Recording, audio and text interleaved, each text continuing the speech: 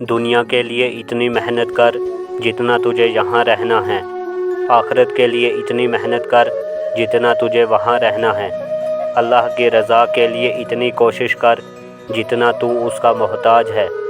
برے پڑوسی سے تنہائی بہتر ہے،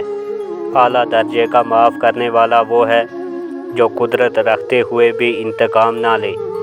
ادھورا علم ہمیشہ موجب فساد ہوتا ہے، اپنی زبان کو قابو میں نہ رکھنے والا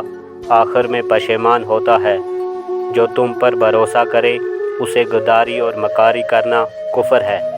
فساد رنج و غم کا سرچشمہ ہے، جو شخص علم رکھے اور اس پر عمل نہ کرے وہ ایک بیمار ہے جس کے پاس دوا تو ہے مگر علاج نہیں کرتا، جو شخص زیادہ سوچنے والا ہوتا ہے وہ صحیح کام کرتا ہے۔ از مولانا شبلی نعمانی رحمہ اللہ۔